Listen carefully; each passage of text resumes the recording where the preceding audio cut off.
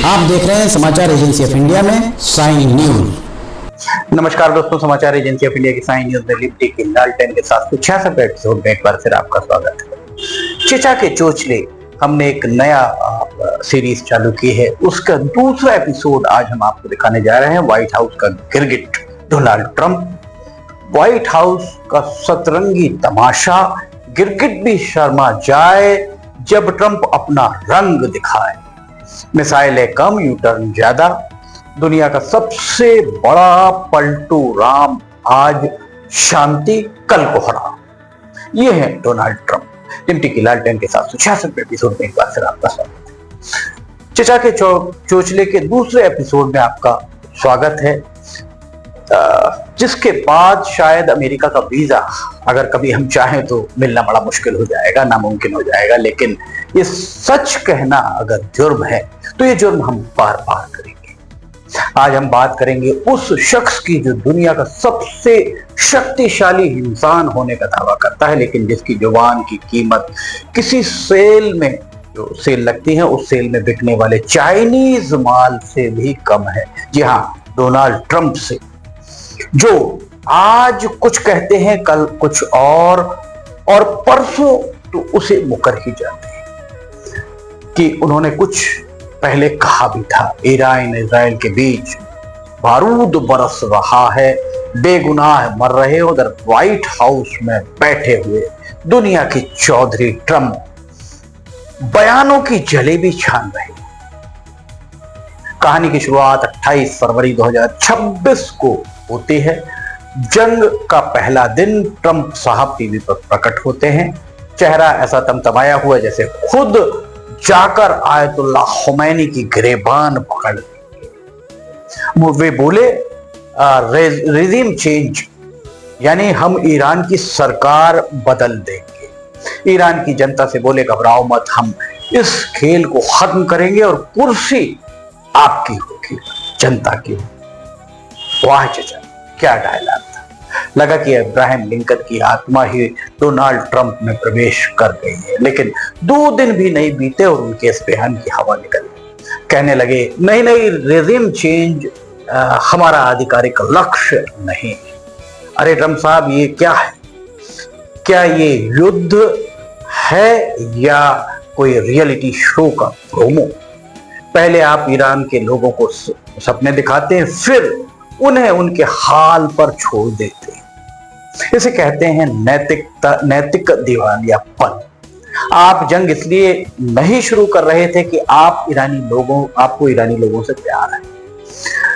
आप तो बस सुपरमैन वाली इमेज चमकाना चाहते थे ताकि घर में वोट मिल सके। लेकिन जैसे ही आपने देखा कि ईरान की मिसाइलें भी असली हैं, आपके कदम डगमगा गए।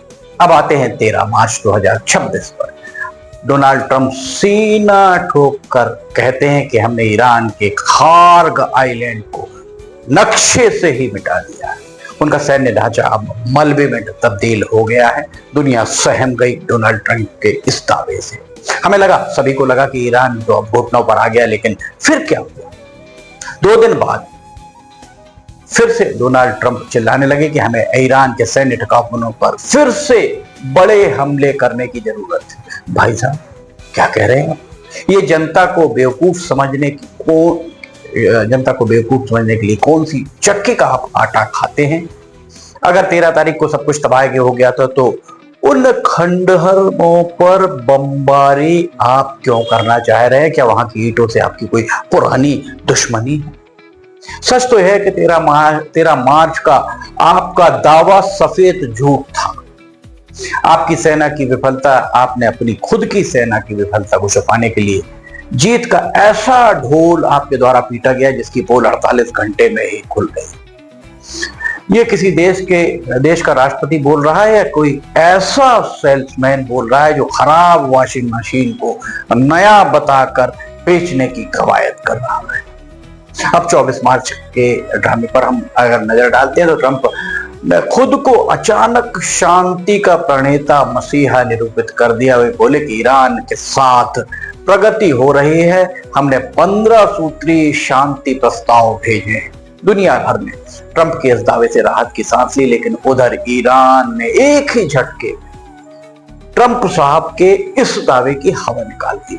तेहरान से बयान आया कि हमें तो कोई प्रस्ताव मिला ही नहीं। ट्रंप साहब शायद सपने में ही आप शांति वार्ता कर रहे थे। दरअसल ये ट्रंप की सबसे पुरानी चाल है कंफ्यूजन कूटनीति, डिप्लोमेसी विद कंफ्यूजन। आज दुनिया में आलोचना होने लगी कि आप युद्ध के प्यासे हैं तो अचानक शांति का चोला ओढ़ लो। उनके द्वारा ये चाल चली गई। ट्रंप ने शांति वार्ता की बात इसलिए नहीं की उन्हें शांति चाहिए थी, बल्कि इसलिए उनके द्वारा शांति वार्ता की बात की गई ताकि उन पर बन रहा वैश्विक दबाव कम हो सके। एक हाथ में बारूद और दूसरे हाथ में छद्म रूप से शांति के कबूतरे, सफेद ध्वज जो शांति का प्रतीक माना जाता है, लेकर खड़े हो गए। अचानक यही ट्रंप का असली चेहरा है। अब तो हद हो गई साहब। 26 मार्च को ट्रंप ने धमकी दी कि अगर ईरान ने स्ट्रेट ऑफ हॉर्मुज जो समुद्री रास्ता है उस पर उंगली भी उठाई तो हम उनके ईरान के ऊर्जा ठिकानों को राख बना देंगे। अगले ही दिन यानी 27 मार्च को क्या हुआ, सबके सामने सारी चीजें आईने की तरह साफ।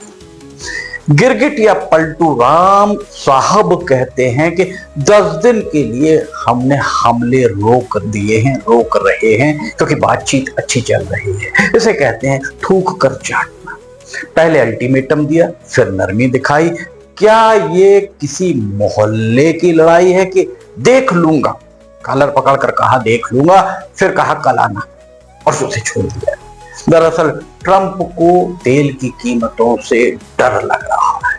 उन्हें लगता है कि अगर जंग बढ़ी और तेल महंगा हुआ तो अमेरिका की जनता उन्हें व्हाइट हाउस से धक्का मारकर बाहर कर देगी। वे युद्ध किसी सिद्धांत के लिए नहीं बल्कि केवल और केवल डॉलर और तेल के गणित के लिए लड़ रहे हैं। इस बात को समझना होगा।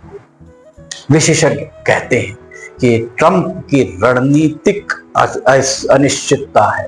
हम कहते हैं कि रणनीतिक बेवकूफी ये ट्रंप की है। जब आप बार बार बयान बदलते हैं तो न केवल आप अपने दुश्मन को अपने ऊपर हंसने का मौका देते हैं बल्कि आपके दोस्त भी आपके भरोसा उनका तोड़ते हैं और वे आपका साथ छोड़ते चले जाते हैं। आज इजराइल उलझन में है, निश्चित तौर पर उलझन में है कि ट्रंप उनके साथ खड़े हैं या सिर्फ फोटो खिंचवा रहे हैं, सिर्फ फोटो खिंचवाने के लिए खड़े हुए हैं, वास्तव में खड़े हुए हैं। नाटो देश हैरान है कि अमेरिका वाकई लीडर है या सिर्फ एक कंफ्यूज्ड बुजुर्गियत की जागीर अमेरिका है। ट्रंप कभी कहते हैं अकेले लड़ेंगे, फिर कहते हैं मदद चाहिए, कभी कहते हैं जीत गए, फिर कहते हैं लड़ाई बाकी है। ट्रंप साहब, ये जो आप दोहरा संदेश दे रहे हैं ये किसी महाशक्ति के राष्ट्रपति को शोभा नहीं देता। दुनिया के चौधरी आप हैं, दुनिया आपको चौधरी मानती है, लेकिन आप जब एक जोकर की तरह खुद को प्रस्तुत कर रहे हैं, खुद को दिखा रहे हैं जो सर्कस के रिंग में खड़ा होकर कभी शेर को डराता है और कभी खुद शेर से डरकर पिंजरे के अंदर पहुंच जाता है। आपके इन विरोधाभासी बयानों की कीमत कौन चुका रहा है और आपके इन विरोधाभासों की कीमत कौन चुका रहा है? वो सैनिक जो मोर्चे पे हैं, वो मासूम नागरिक जो ये भी नहीं जानते कि कल ट्रंप साहब कौन सा ट्वीट कर उनके घरों पर बम गिरा देंगे। उनका ट्वीट बम गिरा देगा अगर ये प्रेशर पास पॉलिटिक्स अर्थात दबाव की राजनीति है। दरअसल एक घटिया राजनीति से कहेंगे जो केवल और केवल 2026 के चुनावों और आपकी सनक को पूरा करने के लिए है। दोस्तों, चिचा के चोचले में आज का जो सबक है वो ये है कि जब किसी देश का राजा अपनी जबान का पक्का नहीं होता तो देश की बर्बादी तय है। ट्रंप के बयान बदलते रहेंगे, यू टर्न आते रहेंगे, लेकिन जो लोग इस युद्ध की आग में झुलस रहे हैं उनके लिए ये रणनीति नहीं बल्कि त्रासदी है। ट्रंप साहब गिरगिट भी अपना रंग बदलने के पहले थोड़ा विचार करता है, लेकिन आप तो रिकॉर्ड तोड़ चुके हैं। दुनिया आपको देख रही है और इतिहास आपको एक कमजोर और अस्थिर नेता के रूप में दर्ज करेगा, जिसने अपने अहंकार अर्थात ईगो के लिए, अंग्रेजी में ईगो कहते हैं, अपने अहंकार के लिए पूरी दुनिया को तीसरे विश्व युद्ध की दहलीज पर लाकर खड़ा कर दिया। अगर आपको लगता है कि ट्रंप के इन यू टर्न्स की पोल खुलनी चाहिए, तो इस वीडियो को इतना शेयर कीजिए कि ये व्हाइट हाउस, अमेरिका का जो सबसे शक्तिशाली महल है, व्हाइट हाउस, राष्ट्रपति भवन की दीवारों तक पहुंच जाए। कमेंट में आप बताइए कि आपको भी लगता है कि ट्रंप अमेरिका की साख मिट्टी में मिला रहे।